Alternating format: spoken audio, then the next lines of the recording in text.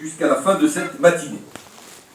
Alors, pour commencer, il y a une introduction qui va être faite, je crois, par M. Bruno Léchevin. M. Bruno Léchevin, merci de me rejoindre à ce public, et puis après, nous attaquons la table ronde en elle-même. Merci. Merci, M. Buchet. Après ces échanges prometteurs sur la parité réseau, j'ai donc le plaisir d'ouvrir cette seconde table ronde centrée sur les perspectives d'autoconsommation. Et je remercie le syndicat des énergies renouvelables et solaires SER de m'en donner l'opportunité. Il s'agit là d'une brique de plus dans la construction du débat national sur la transition énergétique, débat pour lequel, vous le savez, l'ADEME se mobilise naturellement, tant au niveau national que régional, tant en expertise qu'en animation. Tout d'abord, et vous en serez peu surpris, je rappellerai au nom de l'ADEME que le photovoltaïque a toute sa place dans la réussite de la transition énergétique, tout simplement parce que le photovoltaïque c'est bien, parce que c'est une composante incontournable des politiques énergétiques durables, et que cette filière a besoin d'une stabilité juridique et financière, elle aussi durable, même si parfois il est nécessaire, dans des circonstances particulières, de prévoir des mesures d'urgence ou d'adaptation, la ministre le disait encore tout à l'heure. Et de ce point de vue, nous pouvons saluer que les signes clairs, la volonté affichée par le gouvernement et particulièrement l'engagement de la ministre Delphine Batho, mais évidemment, et ce n'est pas ici qu'il faut peut-être le dire, mais l'engagement ne suffit pas, il faut que la filière progresse encore et toujours et rapidement, tant en termes d'efficacité que de baisse des coûts. Le soutien à la filière revêt donc un enjeu stratégique en termes d'approvisionnement énergétique, de développement industriel, d'emploi, de compétitivité et de lutte contre le changement climatique. Dans le cadre du débat sur la transition énergétique, vous le savez, l'ADEME a mis en place un exercice de prospective réalisé en interne qui a permis d'élaborer des scénarios énergétiques et climatiques aux horizons 2030 et 2050. Volontaristes, mais également réalistes, ils permettent d'obtenir le fameux facteur 4 en diminuant notre consommation d'énergie par 2 et en développant les énergies renouvelables, 13% aujourd'hui, 35% en 2030 et supérieur à 60% en 2050. Bien sûr, ces scénarios ne sont que des scénarios parmi d'autres. Ils ne sont pas exclusifs, mais ils ont le mérite d'être transparents et de permettre à chacun de juger du bien fondé des hypothèses retenues. Ils nous démontrent que l'atteinte du facteur 4 est possible sans remettre en cause nos souhaits de confort. En deux mots, que prévoit l'ADEME plus spécifiquement pour la filière photovoltaïque? Nous prévoyons une multiplication par 10 de la puissance installée en 2030, puis encore une multiplication par 2 d'ici 2050. Cela correspond à 33 gigawatts en 2030, donc 15 dès 2020. Cela revient donc à quasi tripler les objectifs du Grenelle en matière de photovoltaïque.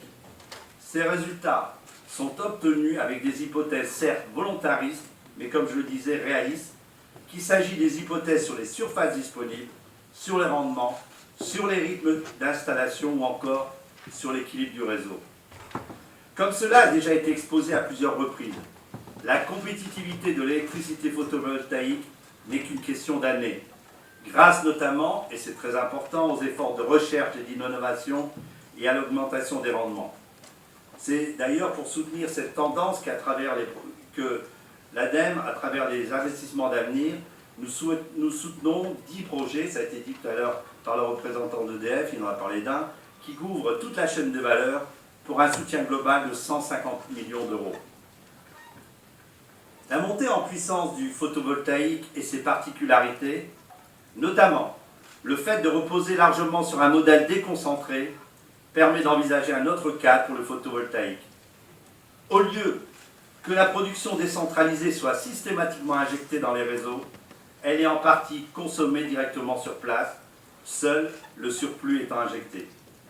Cette évolution doit permettre de préparer l'évolution vers un financement non subventionné du photovoltaïque, devenu compétitif, et de réduire la pression sur les réseaux, à la fois en termes d'investissement et de conditions d'exploitation, même si les nécessaires investissements en réseau, comme a été dit tout à l'heure, c'est quelque chose de fondamental.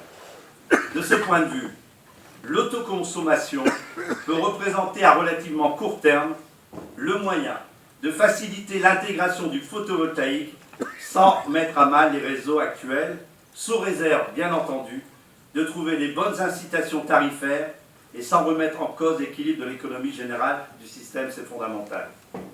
En France, bien que le débat sur l'autoconsommation soit à l'ordre du jour, elle n'est pas rentable financièrement dans les conditions actuelles. Avec un prix de détail de l'électricité relativement faible, le modèle économique de l'autoconsommation ne va pas de soi, surtout pour les particuliers qui bénéficient encore de tarifs au niveau où ils se situent aujourd'hui. Pour rentabiliser au mieux l'investissement, dans ce contexte, mieux vaut vendre l'intégralité de la production. Autoconsommer signifie donc actuellement abaisser drastiquement la rentabilité de l'installation photovoltaïque. Une solution pourrait être d'attribuer un bonus à l'électricité autoconsommée. Toutefois, les prix des systèmes photovoltaïques baissent continuellement, avec une accélération ces toutes dernières années, grâce à la réduction des coûts de production des divers composants, aux économies d'échelle, au retour d'expérience et à l'innovation. A l'inverse, les coûts de production d'électricité provenant des filières conventionnelles augmentent de manière régulière. Dans ce contexte, le coût de production d'électricité photovoltaïque devrait être comparable au prix de gros de l'électricité autour de 2030 et devrait être inférieur au prix de vente entre 2015 et 2020 selon les marchés. Dès lors, le modèle économique de l'autoconsommation pourra progressivement se mettre en place naturellement. Pour la collectivité, un soutien bien dimensionné à l'autoconsommation représente une économie plutôt qu'une dépense supplémentaire. Pour inciter les consommateurs producteurs à autoconsommer, l'idée est de réduire le tarif d'achat à l'injection tout en diminutionnant le bonus à l'autoconsommation de façon suffisante pour que la rentabilité de l'installation reste correcte pour le producteur. Cette rentabilité pour le producteur étant en partie basée sur l'électricité non achetée sur le réseau. Il en résulte que le coût pour la collectivité financé par le consommateur via la CSPE est diminué par rapport à une situation de revente totale. L'autoconsommation pourrait ainsi constituer une solution triplement gagnante, notamment dans les DOM, si on mettait en œuvre des incitations tarifaires correctement dimensionnées. Gagnante pour le producteur, qui dans des dispositions permettant l'autoconsommation, n'aurait plus d'intérêt à investir dans son installation photovoltaïque en raison de déconnexions trop fréquentes liées à un afflux temporaire d'électricité solaire. Gagnant pour le gestionnaire de réseau, qui voit faciliter sa tâche d'équilibre du réseau et de maintien des plans de tension. Gagnant pour la collectivité, qui limite les dépenses de la CSPE sur deux volets. La mesure coûte moins cher que le tarif d'achat photovoltaïque actuel. La mesure diminue la consommation d'électricité et donc les charges de péréquation qui ont explosé, ça a été dit tout à l'heure, dans les DOM. Cette perspective conduit à se poser différents types de questions qui seront probablement au centre des échanges. D'abord, quels sont les bénéfices d'un tel modèle de développement? Bénéfices techniques sur le réseau électrique, bénéfices économiques sur le coût pour la collectivité, notamment par rapport à la CSPE. Ensuite, quels sont les meilleurs moyens de soutenir l'autoconsommation sans freiner le déploiement du photovoltaïque? Faut-il faire appel à des bonus, comme je le disais tout à l'heure, pour l'électricité autoconsommée, en attendant la baisse des coûts du photovoltaïque dans certaines zones DOM? Peut-on envisager des tarifs propres à l'autoconsommation associés à des tarifs propres à l'injection de l'excédent? Autant de systèmes qui restent à imaginer et valider. Enfin, comment éviter les écueils? Garder la priorité aux économies d'énergie et ne pas inciter à la surconsommation. Par exemple, soutenir trop fortement l'autoconsommation pourrait risquer d'inciter les propriétaires de systèmes photovoltaïques à décaler leur consommation au moment de la production photovoltaïque, voire à acquérir des équipements pour un fonctionnement diurne. La rémunération de l'électricité autoconsommée peut être perçue comme une incitation à la consommation, donc à regarder. Dans un autre registre, Si une partie de la consommation est effacée par le photovoltaïque, alors que les besoins de puissance à la pointe restent identiques, cela peut avoir des conséquences sur le réseau et ses besoins de financement.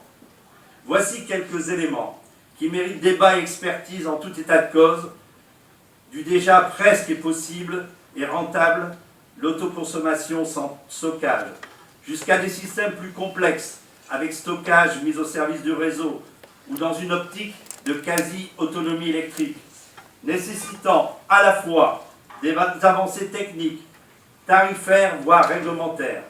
C'est une nouvelle manière d'envisager la production et la distribution d'énergie qui pourrait s'ouvrir à nous. Et ce, d'autant qu'en parallèle, le développement des smart grids, ça a été aussi dit tout à l'heure, permettra des modes de gestion plus pointus et en temps réel. Demain, des modèles rapprochant production et consommation s'envisageront naturellement à l'échelle d'un bâtiment, voire d'un groupe de bâtiments.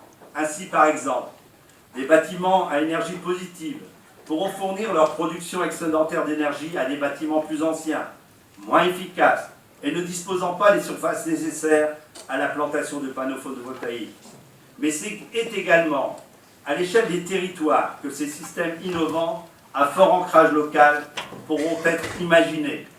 De l'îlot au quartier, voire de la commune à la communauté de communes, comme vient de l'indiquer tout à l'heure la ministre, l'ensemble de ces développements ne vise pas la quête absolue de l'autonomie, mais une meilleure intégration dans l'infrastructure locale du réseau, associant production photovoltaïque, gestion intelligente de la demande et le stockage. Pour conclure cette introduction, sur une note un peu plus légère, si l'autoconsommation est une bonne idée, c'est me semble-t-il aussi une belle idée, car apte à susciter l'adhésion, voire l'enthousiasme, à une époque où dans d'autres secteurs, les circuits courts, la production et la consommation locale sont de plus en plus plébiscités.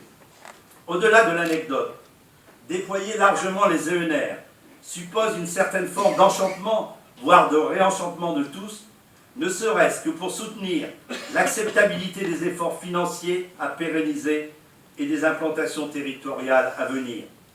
L'autoconsommation pourrait être une petite construction parmi d'autres, pour réenthousiasmer nos concitoyens par rapport aux énergies renouvelables et ne pas leur laisser à penser qu'il ne s'agit toujours que de débats sur des mesures tarifaires ou des aménagements réglementaires.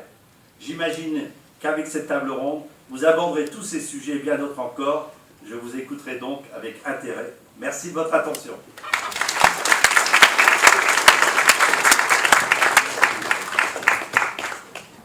Merci beaucoup, Monsieur le Président, Monsieur Bruno Léchevin, pour ce plaidoyer pour l'autoconsommation. En vous écoutant, on ne peut être que convaincu. Donc la question n'est pas de savoir s'il faut aller vers l'autoconsommation, mais comment y aller au mieux et vite. En quelque sorte, et incontestablement, ça sera l'objet de la discussion de cette table ronde. Alors une table ronde divisée en deux temps, ça a été dit, dans un premier temps, on va s'attacher à l'échelle en quelque sorte du bâti, et puis on va élargir en quelque sorte notre perspective pour traiter cela après au niveau de territoire, hein, qu'il s'agisse de métropole, qu'il s'agisse de territoire au niveau du réseau et pourquoi pas également, bien évidemment, au niveau de l'outre-mer. Donc, premier volet, peut-être d'abord la question de l'autoconsommation par rapport au bâti. On va peut-être commencer avec M. Jean Damian. Monsieur Damian, je rappelle que vous êtes président du groupement des métiers du PV, FFB. Alors, peut-être, pour commencer, avant d'attaquer la question de l'autoconsommation, pouvez-vous nous dire comment les artisans se positionnent-ils face à cette émergence, on le sent bien, du photovoltaïque? Oui, bonjour. Je vais parler au nom des artisans et des entreprises du bâtiment, puisqu'il y a mon collègue de la CAPEP qui va plus représenter le monde de l'artisanat. Enfin, voilà, je laisserai Pierre Masse expliquer certaines spécificités. Donc, on va intervenir M. Pierre Masse immédiatement après. Toujours est-il que, déjà merci pour avoir pensé à nous dans le cadre de cette table ronde, puisqu'on parle beaucoup de compétitivité du photovoltaïque. La compétitivité du photovoltaïque, c'est le panneau solaire, c'est le raccordement au réseau, c'est la gestion du réseau, mais c'est aussi la mise en œuvre de systèmes photovoltaïques sur l'enveloppe du bâtiment.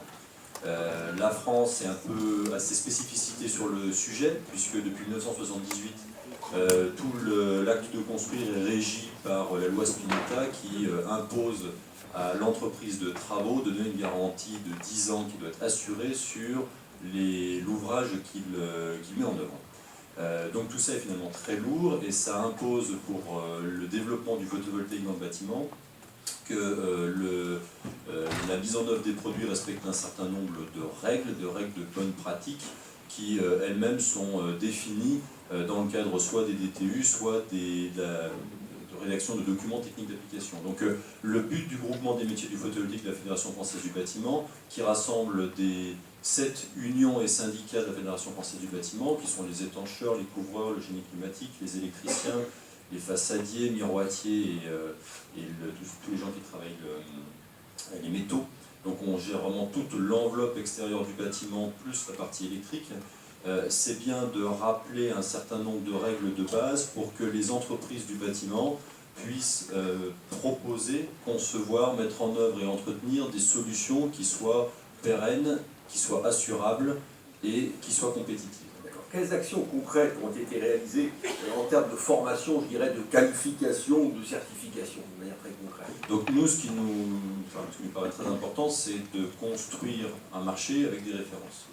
Pour ce faire, il faut que les entreprises soient formées, a fortiori dans le cadre d'un développement d'un marché très diffus, où aujourd'hui, il suffit de voir les chiffres qui ont été repris par le CER au niveau du parc raccordé au réseau fin 2012, on voit qu'il y a énormément d'installations. Donc on est sur un marché qui est fantastiquement diffus. Donc il faut que chaque entreprise soit capable de mettre en œuvre de manière fiable, pérenne, assurable, tout système, à partir du moment où il est visé. Donc pour ce faire, on a travaillé, on fait la promotion d'une offre pour que les entreprises puissent se former. Donc notamment, on a travaillé avec Calibat pour qu'il y ait un accès qui soit facilité pour les entreprises, pour qu'elles puissent bénéficier soit de qualification, soit de certification, et ce pour toute puissance, en partant du principe qu'une installation, par exemple, moi je suis dans l'étanchéité, une installation d'étanchéité photovoltaïque de 200 m², si elle en fait 2000, techniquement c'est la même chose. Donc après, en termes de puissance, on va avoir des puissances très différentes, mais une entreprise qui fait 200 m² de surface courante peut en faire 2000. Donc c'est faciliter l'accès à des qualifications et certifications pour les entreprises, le but étant de proposer une offre de qualité, et on pense que pour susciter la demande, il faut déjà proposer une offre. Quels sont les chantiers à venir de la FFB en termes de formation? Je crois qu'on est, comme je le disais, on est dans le cadre d'un marché très diffus, donc aujourd'hui toute entreprise de couverture, d'étanchéité, d'électricité, etc., peut être à même à se positionner sur des marchés n'importe où, portés par un maître d'ouvrage qui va vouloir mettre 25 kW sur son toit parce qu'il veut répondre à des objectifs thermiques RT 2012, RT 2020 ou faire un peu d'autoconsommation. Donc le but, c'est de pouvoir rédiger des documents permettant de susciter la proposition d'offres de la part des entreprises. Et donc du coup, on va travailler sur des documents relatifs à l'autoconsommation dans le bâtiment, en gardant toujours une règle de base, très basique, qui est la mise en œuvre de systèmes photovoltaïques sur l'enveloppe extérieure du bâtiment. Il faut d'abord que la mise en œuvre du système réponde au premier fondamental, qui est que le bâtiment doit être étanche. C'est bête, mais le système photovoltaïque, il ne faut pas que le photovoltaïque fragilise la fonction de base de l'élément de couverture, d'étanchéité ou de façade. Et deuxièmement, il faut que l'entreprise soit capable de correctement concevoir l'installation pour correctement la mettre en œuvre et correctement l'entretenir, puisque c'est pareil, il y a une obligation légale, au moins dans le titre de la décennale, à faire un travail qui soit conforme au cahier des charges. Quelle est votre vision, votre point de vue sur l'autoconsommation? Et comment le FFB, en quelque sorte, va s'adapter à tout ce qui est particularité, en quelque sorte, de ce domaine en termes d'installation?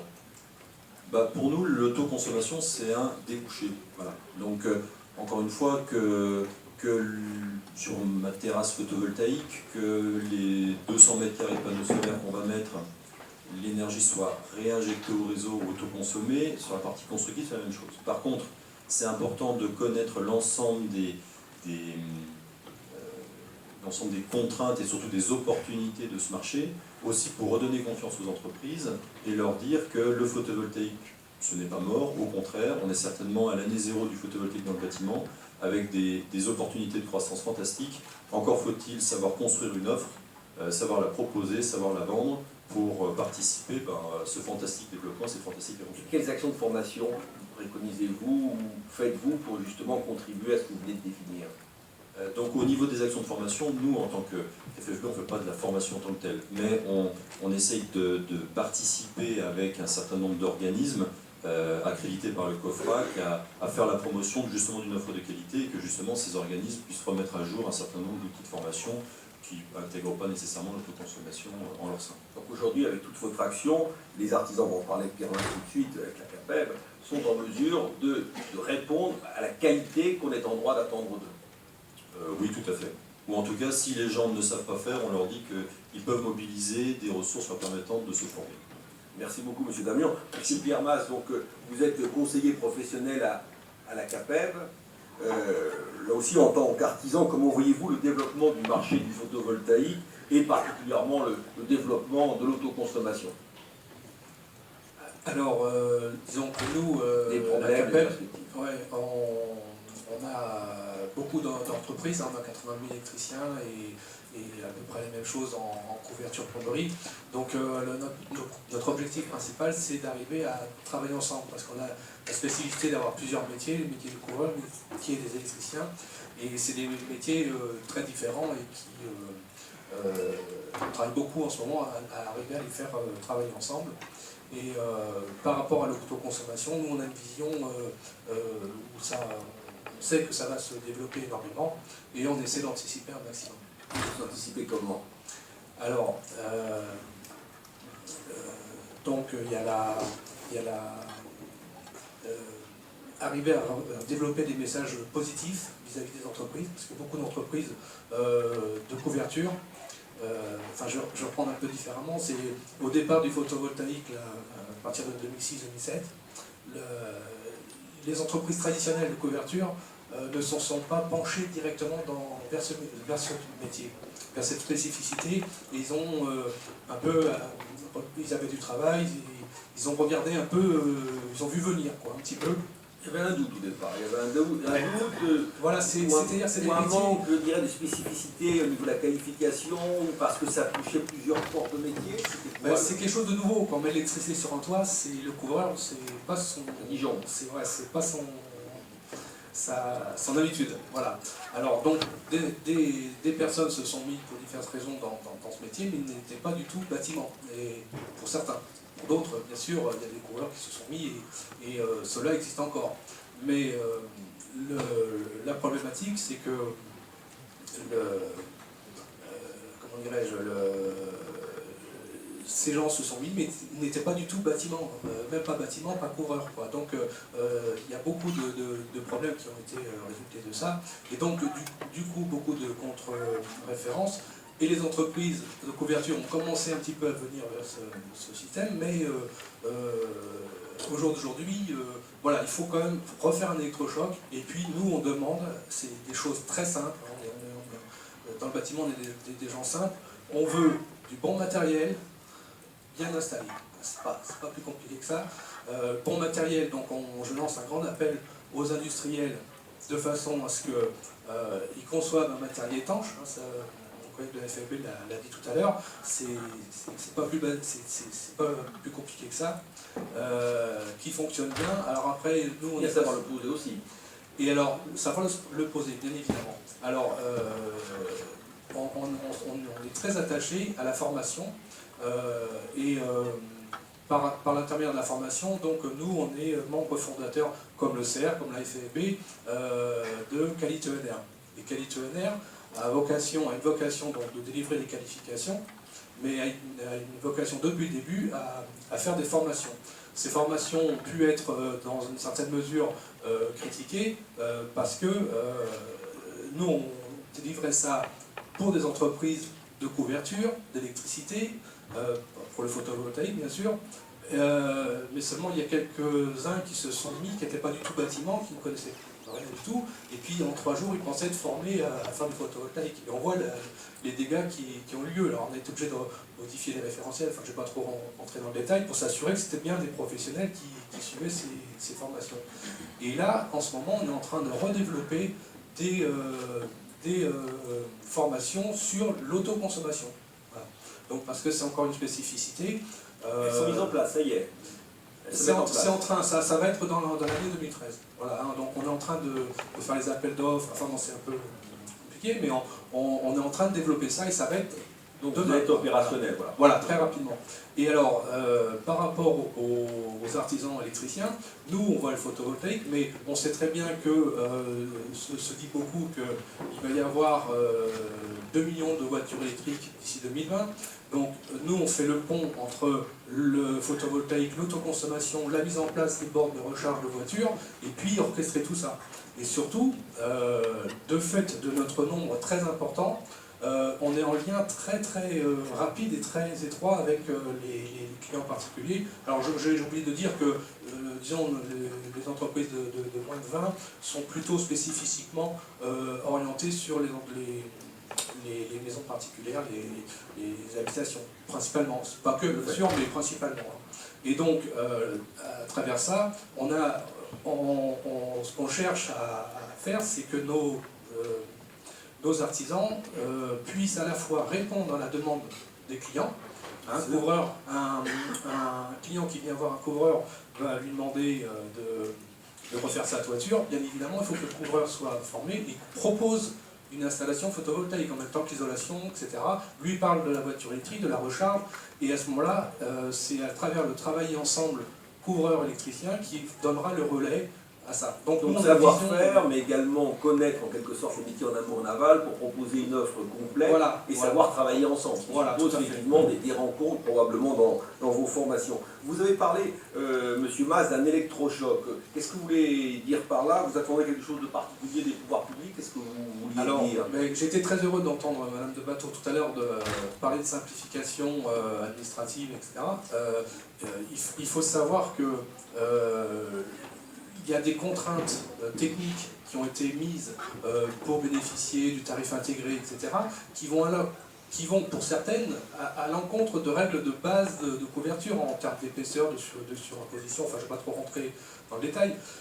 Il faut simplifier, quoi. Il faut simplifier, et surtout parce que, on a parlé tout à l'heure pas mal d'argent, qui intervient en dernier ressort quand du matériel mal mis, etc. C'est nos assureurs. Et c'est les assureurs du bâtiment qui vont payer des installations mal fichues, etc. Donc nous, même si on respecte les notices de pause, même si on respecte tout, on est appelé en responsabilité. Donc du coup c'est nos assureurs, et nos assureurs nous sont très craintifs. Essayez de vous assurer pour faire des installations photovoltaïques en ce moment, c'est extrêmement difficile. Ouais, alors là aussi. Et oui, il y a un gros travail. Donc il faut qu'on soit rassuré par rapport, en tout cas on est force de proposition pour participer à la définition des nouvelles règles d'autoconsommation, de définition de règles bâtiment pour ce qui concerne le bâtiment. Et donc la question est ouverte. Après, au niveau réglementation, assurabilité des produits, etc. Voilà. Merci beaucoup. C'est parole à Jean-François Rousseau. Vous êtes vice-président de Solaire. Je rappelle que Solaire, c'est la branche photovoltaïque du CER. Alors, a eu lieu l'an passé le lancement du volet contractant général de l'Alliance Qualité PV. Est-ce que vous pouvez nous parler de la genèse du projet, ce qu'il est exactement? Que ce soit bien clair. Oui, donc en 2 mots... Pourquoi ce volet en quelque sorte contractant général? Oui. Il y a 2 ans, donc, nous avions fait le constat qu'il manquait un label sur les installations de grande puissance, et puis que les signes de qualité en place s'attachaient, et à juste titre, essentiellement à l'acte de construire. Et nous avons souhaité donc faire un label qu'on peut qualifier d'excellence aujourd'hui, je me permets, qui prend en compte de la conception, donc qui va regarder la compétence des personnels qui conçoivent, des logiciels, etc. La réalisation, avec un volet particulier, un zoom sur la maîtrise d'œuvre, parce que pour les grosses installations, c'est assez rare sur une entreprise qui fasse tout. Donc il y a un appel significatif à la sous-traitance. Donc on a regardé à ce que tout ça soit bien mené. Et puis l'obligation de mettre en place, pour la vie du système, de mettre en place une offre d'exploitation maintenance, soit de la mettre en place en interne, soit de la présenter, une offre avec une entreprise dont c'est la spécialité. C'est un label que nous avons lancé en partenariat avec Calibat, dont le Certibat, qui est la filiale de certification, s'occupe.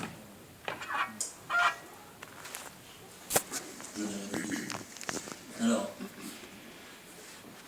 je ne vais pas le répéter, donc c'est ça. Alors, Donc là, vous couvrez l'ensemble, en quelque sorte, du chantier en amont jusqu'à l'exploitation. C'est l'idée, c'est que... Avec une garantie de qualité sur l'ensemble du process. Oui, c'est ça. Donc ça a bien été exprimé auparavant, il y a déjà des signes de qualité qui existent dans le bâtiment, dans le nom du bâtiment, c'est dans la continuité des signes qui existaient et qui ont ouvert leur volet photovoltaïque, bien, tout à fait légitimement. Nous, tous, a priori, les adhérents du CERF, donc si le besoin est né, c'est qu'on est plutôt énergéticiens au départ, les adhérents. Alors, effectivement, Pierre Mas l'a bien souligné, les énergéticiens ne viennent pas à la base du monde du bâtiment, mais de l'énergie. Et on pourra développer ce sujet dans l'autoconsommation après. Et donc, l'expérience a montré qu'un projet peut très bien, par exemple, être parfaitement construit, mais pas pertinent dans sa conception. Donc, ça on l'a déjà vu. Donc, l'idée, c'était vraiment de couvrir l'ensemble de la prestation. Et puis, ça a même été évoqué par Jean Damian, l'exploitation maintenance, pour nous, c'est le sujet, et qui viendra encore plus dans l'autoconsommation, puisque là... Alors, venons à l'autoconsommation. Oui, qu'est-ce que ça va changer? Est-ce qu'il y a des efforts particuliers, des points particulièrement délicats, où justement, en termes de qualité, en termes de formation, de certification, il conviendra d'être particulièrement vigilant? Est-ce que cela est parfaitement adapté? Est-ce qu'il y a encore des évolutions à faire? Oui, déjà, je voudrais revenir et saluer le discours que je qualifierais de fondateur de M. Léchevin sur effectivement toutes les pistes qui ont été ouvertes sur ce changement de paradigme. Alors l'autoconsommation, pour les énergéticiens, c'est pas une nouveauté. On vivait comme ça avant les bons tarifs, donc d'une manière ou d'une autre. Parce que d'abord, les clients étaient soit des pionniers qui avaient besoin envie de consommer une partie de ce qu'ils produisaient, de devenir producteurs, etc. Une fois passée la période où le photovoltaïque est devenu un instrument plutôt financier, on revient donc aux fondamentaux, l'autoconsommation. Et là, d'abord, on sort un peu des projets qui se construisent par des sociétés plutôt de financement, qui se conçoivent, ensuite qui se construisent par le monde du bâtiment, qui se vendent, se revendent, etc. On sort de ce monde-là et on revient dans le bâtiment, dans la mécanique, dans l'électronique, dans l'électricité, qui a besoin de durer. Parce que les plans de financement, dans un premier temps, la légitimité de l'autoconsommation, soit va se faire chez le particulier pour le plaisir d'autoproduire, comme disait Mme Bateau tout à l'heure. Dans un premier temps, on vend d'ailleurs déjà à des particuliers, sans justification particulière de rentabilité, parce que c'est le plaisir de produire son électricité, et puis comme on s'achète une piscine, une nouvelle cuisine, une nouvelle bagnole, on a le plaisir voilà, l'achat plaisir un petit peu, justifié quand même par le fait de l'économie. Mais derrière ça, dans les premiers modèles, par exemple en tertiaire, les îlots, donc on va en parler après, l'autoconsommation du urbain, ça c'est le vrai sujet. Et là, dans un premier temps, avant de trouver des rentabilités simples, parce que l'électricité aura considérablement augmenté, on va faire des plans sur 30 ans, pour commencer. Pas forcément sur 30 ans, mais bien que c'est un peu ce qui circule aujourd'hui, mais on va vraiment parler de durée. Et là, c'est la durée, l'utilisateur, il est sur place. Donc il voudra son électricité, il voudra son effacement aux heures par les systèmes qu'on va mettre en place pour consommer au maximum. Aujourd'hui, on sait faire, on sait imaginer des prévisions de production pour effacer pour autoconsommer à 100% ce qu'on mettra sur les toits, dans le tertiaire. Donc on va vouloir, qui plus est, la qualité. Parce qu'on ne va pas être un petit peu sur... on va avoir une baisse de rentabilité sur un moment, avec des business plans établis pour 20 ans, etc. On voudra l'électricité dans 1 an, dans 2 ans, dans 5, dans 10. Donc des exigences de qualité supérieures. Merci. Donc, je pense que notre partenaire écoute justement, d'ailleurs, Carvas l'évoquait, l'autoconsommation suppose aussi un complément, je dirais, un renforcement de tout ce qui est formation compte tenu de la complexité que cela va générer. Alors, autre intervenant, on va peut-être donner la parole maintenant à Christian Grelier. Christian Grelier, vous êtes directeur recherche et innovation chez Bouygues et Immobilier. Je crois que les premiers bâtiments réalisés à énergie positive, c'est aux alentours de 2011. Quelle est la part dans tout ce qui est bâtiment énergie positive, en quelque sorte chez vous, du PV? Je vais peut-être remettre un élément de contexte. Pourquoi on a fait le bâtiment à énergie positive, c'est pas pour faire moderne, c'est que ça répond à 2 convictions qu'on a. La première, c'est qu'on va passer de plus en plus, que ce soit pour nos clients résidentiels, nos clients dans l'immobilier entreprise, et même au niveau des quartiers, de l'engagement de moyens, respecter des normes, de réglementation thermique, bien sûr, quand nos bâtiments remplissent, mais on va aller vers l'engagement de résultats, c'est-à-dire s'engager sur la durée, sur la performance énergétique, voire au-delà. L'immobilier d'entreprise, on s'engage maintenant sur les charges. C'est un modèle économique qui plaît à nos clients. Plusieurs a évoqué le mot durée. Voilà. Et la deuxième conviction, c'est qu'on pense qu'à court, moyen terme, le prix de l'énergie produite localement coûtera moins cher que le prix du réseau. Et c'est notamment vrai déjà dans le sud de la France. Vous constatez. Voilà. Et sans paraphraser ce que disait M. Desjardins, nous on travaille aux 3 mailles, la maille du bâtiment, la maille donc bâtiment immobilier entreprise, immobilier, on attaque le résidentiel maintenant, puisqu'on vient de livrer 2 bâtiments à énergie positive, l'un à Montreuil et l'autre à Aix. Et on est en train de, je vous en dirai un mot tout à l'heure, de travailler au niveau du quartier, puisqu'on pense que la bonne maille pour le pilotage énergétique entre des bâtiments qui consomment de manière différente, c'est au niveau du quartier. Donc si on revient effectivement sur le premier bâtiment Green Office qu'on a livré en mi-2011, c'est plus un projet, c'est un bâtiment qui est une réalité, qui fonctionne, avec une vraie entreprise à l'intérieur qui est Steria, avec 1500 collaborateurs, 23 000 m². Et dedans, la part du photovoltaïque La part du photovoltaïque, c'est 1/3, puisqu'à l'époque, c'est le coût des panneaux photovoltaïques. Je vous rappelle que c'est un bâtiment qui a été conçu en 2008, qui a été livré début 2011, occupé mi-2011. À l'époque, le prix des panneaux était pas sans commune mesure à ce qu'on avait aujourd'hui. Donc c'est 1/3 de panneaux photovoltaïques et 2/3 de cogénération à huile végétale. Et là aussi, je reprends ce que disait M. Léchevin, c'est un bâtiment énergie positive, il faut avant qu'il consomme moins. Donc les 3 recettes pour faire un bâtiment énergie positive, je vais vous les donner, c'est simple. La première, c'est consommer moins, donc abaisser la consommation du bâtiment. Je vous prends un exemple, Green Office consomme 60 kWh par mètre carré par an. Le Steria utilisait un bâtiment avant, il consommait 340 kWh par mètre carré par an. C'est pas énorme, c'est la moyenne du parc des bâtiments qui ont 10-15 ans. Donc abaisser la consommation, après produire localement, et autoconsommer, on y reviendra. Et puis le troisième, c'est consommer durablement mieux. Et là, c'est des contrats de performance énergétique. Et là aussi, on a sur ce bâtiment un contrat de performance énergétique qu'on suit avec l'utilisateur, avec l'exploitant du bâtiment, avec un outil qu'on a développé qui permet en temps réel de piloter le bâtiment. Vous venez de dire que la part du photovoltaïque est de l'ordre de 30%, parce qu'effectivement, c'est un marché qui s'est établi en 2008, même s'il est sorti en 2011.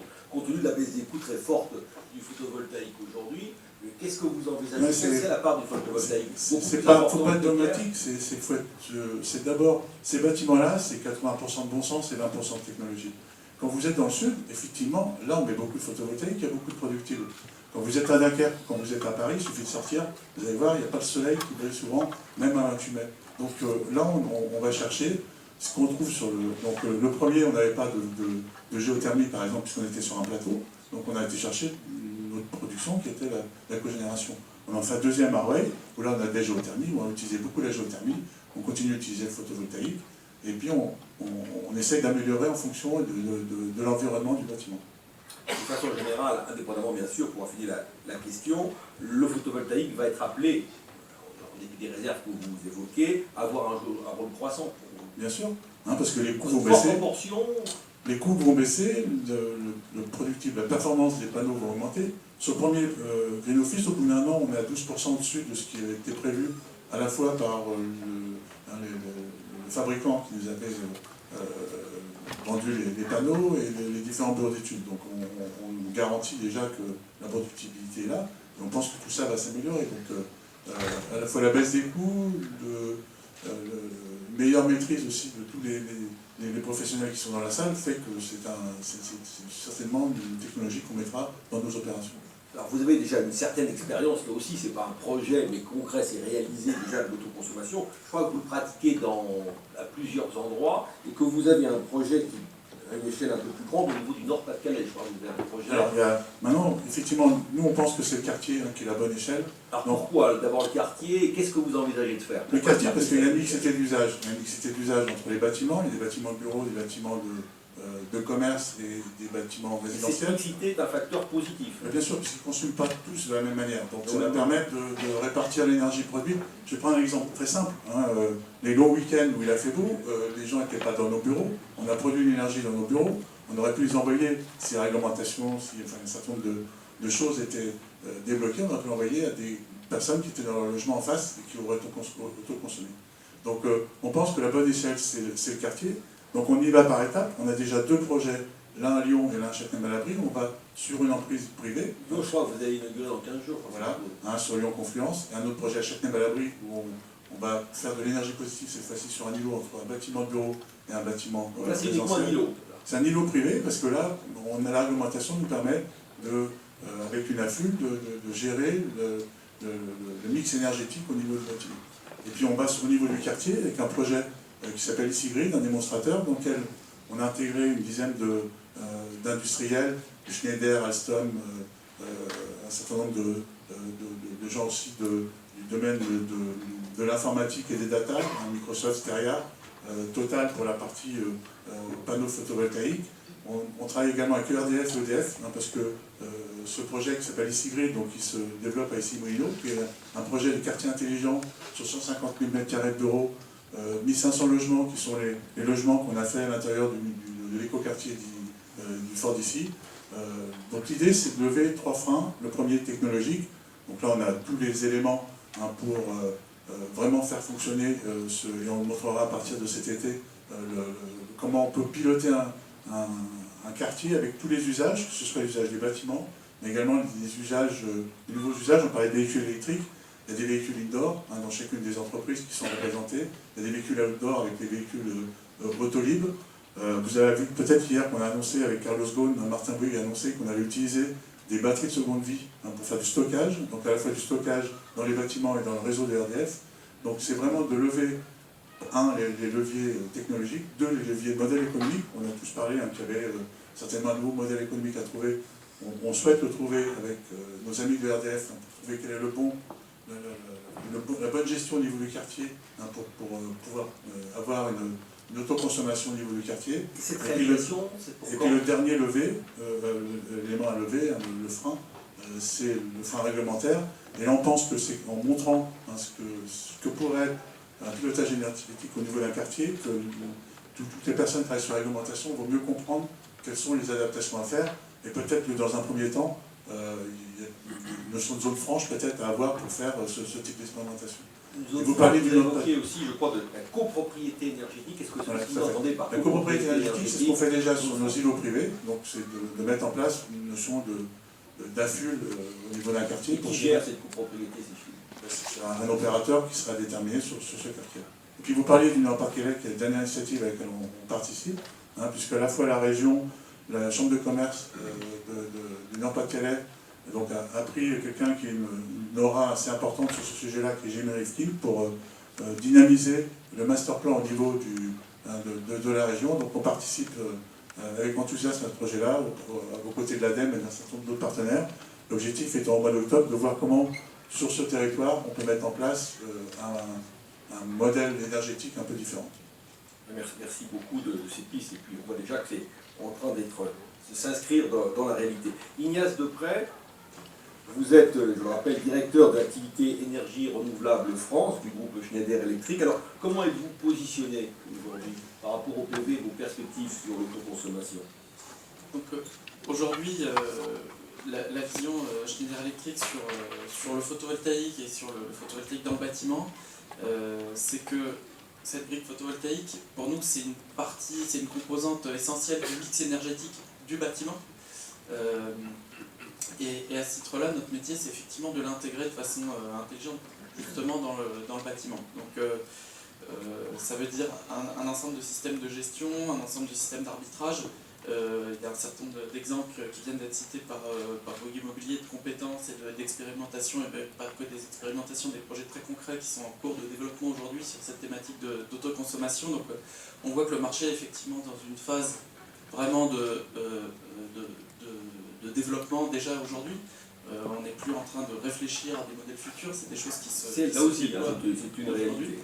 Et je pense que ça représente une rupture à la fois parce que le PV est quand même la meilleure forme d'énergie distribuée, justement de par sa compatibilité avec le bâtiment, mais aussi c'est une nouvelle rupture parce qu'on était jusqu'à présent dans une phase de transition dans laquelle le développement de ce marché était supporté par des tarifs, et on commence à arriver dans une phase où effectivement on commence à toucher du doigt la fin de cette phase de transition qui est l'autoconsommation. Et la seule raison d'être de tous ces tarifs depuis ces années-là, c'était bien d'amener cette industrie à une phase de maturité dans laquelle effectivement cette énergie devient compétitive. Alors, intégrer l'autoconsommation sur ce système, c'est pas trop difficile, c'est pas trop complexe? Alors, en fait, nous on voit plusieurs enjeux effectivement autour de l'autoconsommation. Je ne reviendrai pas sur les enjeux réglementaires ou sur les enjeux réseau qui sont effectivement des débats importants et qui sont des débats sur lesquels il y a bien une nécessité de convergence, de compréhension, de pédagogie, parce que tout le monde a y gagné in fine. En revanche, effectivement, ce sur quoi nous on se concentre beaucoup, c'est les enjeux technologiques. Puisque en tant que fournisseur, nous, développeurs des technologies, de l'ensemble de la chaîne de conversion et puis de la gestion de l'énergie, en fait, notamment dans le bâtiment, on travaille sur un certain nombre de ruptures. Et là, je pense que le changement de paradigme aussi de l'autoconsommation, c'est que sur l'ensemble, enfin sur la pression numéro 1 sur le photovoltaïque depuis quelques années, c'était baisser les coûts. Et c'est effectivement quelque chose qui va continuer et sur lequel on continue d'avoir des programmes de R&D importants et d'innover, de trouver des nouvelles architectures plus simples, plus robustes, etc. Mais avec l'autoconsommation, on travaille un deuxième volet qui est hyper important, qui est comment on valorise mieux l'énergie photovoltaïque. Donc on change de modèle, on arrête d'être dans un modèle où on produit au maximum et on revend tout. Alors, comment valoriser mieux le photovoltaïque? Est-ce que vous pouvez préciser comment vous y prendre? Donc là, il y a quelques exemples de pistes et de technologies qu'on propose et qu'on est en train effectivement de faire converger sur le photovoltaïque. C'est typiquement, il y a quelques exemples qui ont été cités déjà, c'est typiquement des problématiques de modulation ou d'effacement, donc d'adaptation finalement de l'usage à la production. Donc on va se dire que pour mieux valoriser l'énergie photovoltaïque produite, on va adapter les usages en face, de façon dynamique. Donc ça, c'est une première piste. Une deuxième piste, c'est effectivement, qui vient dans le prolongement, c'est comment on va être meilleur pour prévoir cette énergie, puisque si on sait la prévoir, on va pouvoir justement anticiper sur des arbitrages, et là à nouveau, mieux valoriser cette énergie. Donc ça va être des modèles météo, ça va être des services de prévision météo, des choses qui sont assez innovantes et effectivement qu'on a développées, qui sont opérationnelles aujourd'hui. Et puis derrière, il y a effectivement... Comment vous réussissez à intégrer par exemple ces prévisions météo dans vos systèmes? Comment ça fonctionne? Donc là, la façon dont ça fonctionne, aux États-Unis par exemple, on a quasiment la moitié du parc éolien qui est plugué sur ces systèmes de services météo, puisqu'il y a des mécanismes de marché qui font qu'effectivement on arrive à mieux valoriser cette énergie quand on la prévoit, du fait des mécanismes de marché aux États-Unis. En France, ce n'est pas encore le cas, mais en France, sur nos systèmes photovoltaïques, les développements qu'on a en cours, c'est précisément de rajouter aux interfaces de supervision des installations des modules qui vont pouvoir permettre de prévoir de façon assez fine la production. Il y a un certain nombre de projets d'expérimentation qui sont déjà en cours aujourd'hui en France, typiquement un projet qui s'appelle ENR Pool. Et l'objet, c'est effectivement comment on valorise Parmi les autres pistes, vous posiez la question des pistes d'innovation. Hein, il y a effectivement la piste de la gestion, de l'intégration du stockage dans des architectures électriques. Il y a une composante aussi véhicule électrique dans ces architectures, puisque là aussi il y a un lien qui est assez naturel qui se fait, et du reste on est dans des logiques. Alors l'autoconsommation, c'est aussi qu'est-ce qu'on fait nous, et donc il y a des programmes chez Schneider Electric qui sont en cours de déploiement, dans lesquels on installe justement par exemple des ombrières photovoltaïques sur des parkings d'usines de Schneider en France, et à chaque fois évidemment il y a le lien avec le véhicule électrique. Donc voilà un ensemble de pistes, et ce qui est très intéressant dans ce sujet de l'autoconsommation, c'est que c'est une rupture qui peut apporter un souffle et un potentiel de croissance très important sur le marché PV en France. C'est pas forcément la France qui est le plus en avance, puisqu'il y a des pays, typiquement l'Allemagne, qui sont déjà dans des déploiements même un peu plus en volume. Et c'est aussi là-bas qu'on expérimente et qu'on apprend des choses intéressantes.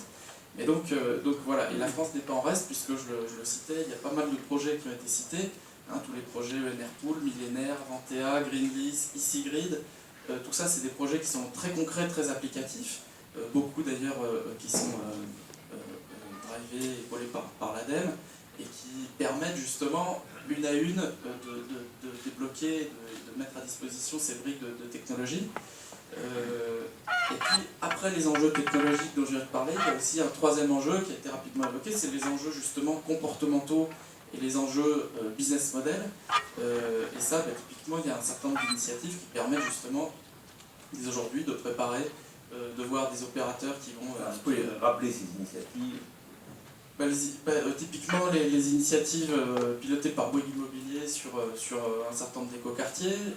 Il y a des projets, il y a d'autres projets, typiquement à la Défense, il y a un projet important qui est en train de mûrir, et je pense qu'il peut avoir un impact assez considérable. Voilà, je pense qu'il y a aussi, parmi les opérateurs, c'est les initiatives que vont prendre un certain nombre d'investisseurs, d'énergéticiens, autour aussi de l'intégration du PV dans le bâtiment neuf. Hein. Il y a des promoteurs immobiliers aussi dans ce domaine-là qui vraiment arrivent à packager, à intégrer des choses assez intelligentes. Donc tout ce marché-là est en train vraiment de commencer à se concrétiser de façon assez réelle, et ouvre des perspectives assez importantes.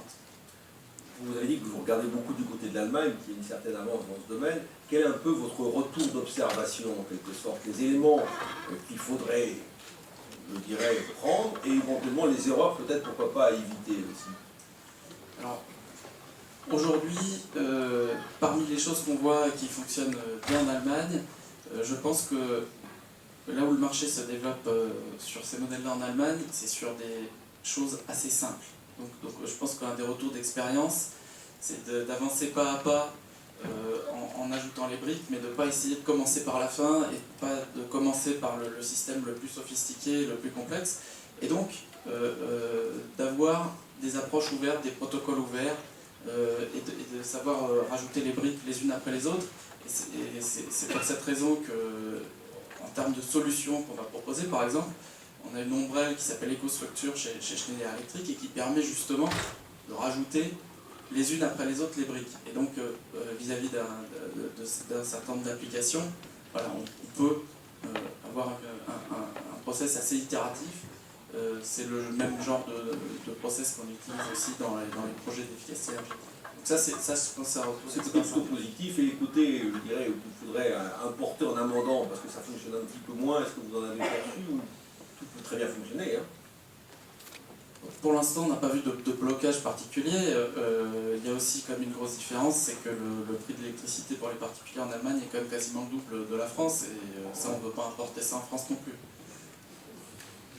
Est-ce que vous avez, pour terminer, quelque chose, un souhait particulier, je dirais quelque chose qui, pour vous, serait essentiel peut-être de la part des pouvoirs publics pour pousser dans ce sens de l'autoconsommation? Est-ce que vous attendez des signaux, ou simplement la logique du marché fait que les choses se mettent gentiment, tranquillement en place? Alors, les messages clés, je pense qu'ils sont pas mal partagés. C'est vraiment les enjeux réglementaires, et c'est les enjeux réseau. Je pense que c'est là où sont les freins principaux, et il y a un certain nombre de discussions qui laissent à penser que les choses vont évoluer. Je pense qu'il y a une vraie prise de conscience, la ministre le rappelait ce matin. Après, sur les perspectives du marché, je pense qu'il y a aussi une thématique qui a été reprise par un certain nombre d'intervenants ce matin. C'est vraiment le fait qu'on est aujourd'hui dans un marché sur lequel de plus en plus les clients prennent conscience d'une problématique et d'un besoin de durabilité, de robustesse, de pérennité, de bancabilité dans les solutions. Et ça, convergent avec des nouveaux usages du type l'autoconsommation, on pense que c'est des bons signaux qui doivent permettre d'alimenter une croissance assez durable de ce marché. Merci beaucoup. Donc, c'est la première partie de notre table ronde sur le photovoltaïque et le bâtiment. Peut-être, monsieur Léchevin, je dirais qu'il y a eu, parce qu'on vous a dit, vous avez fait un discours fondateur, et à juste titre, comment vous réagissez sur ces propos qui ont suivi les vôtres? On voit que là, il y a une prise de conscience, il y a une opportunité qui est devant nous. Chez nos intervenants, on voit qu'on n'est pas tous sur la même ligne de départ, ou alors on pourrait dire qu'il y en a certains qui l'ont déjà pris, qui ont un temps d'avance, mais c'est normal qu'il y ait toujours un temps d'avance. Ce qu'il faut, c'est que ce temps d'avance soit compensé par les autres. On voit que cette opportunité ne doit pas laisser non plus entendre que c'est la solution unique, la solution miracle. C'est une solution additionnelle qui doit bien s'inscrire dans une problématique globale d'économie générale du système. Et si on allait vers cette voie en abandonnant d'autres, en ne mesurant pas les effets pervers que pourrait avoir cette voie, on pourrait aussi avoir des regrets. Et donc l'approche telle qu'elle est perçue par ceux qui sont nos derniers intervenants en avance montre qu'il y a des leviers, des freins à lever. Bien sûr, c'est le problème réglementaire. Comment développer ce type de possibilités dans des zones franches sans remettre en cause la sacro-sainte péréquation tarifaire, des objets constitutifs, consensuels, d'intérêt général, mais en même temps, on peut envisager que ces opportunités technologiques soient au service d'un intérêt général du futur, qui ne sera plus exactement celui d'hier, sans remettre en cause les fondements de ce qu'était la péréquation tarifaire hier. Merci beaucoup, monsieur Léchevin. Est-ce que l'un d'entre vous, parmi ceux qui ont l'honneur d'intervenir, aurait une réaction particulière sur les propos de l'un ou l'autre d'entre vous, pour insister sur un élément? On donnera la parole au public tout à l'heure, on va garder un laps de temps pour cela. Deuxième partie de cette table ronde, le photovoltaïque et les territoires, de façon générale. Donc on va essayer d'aborder ces territoires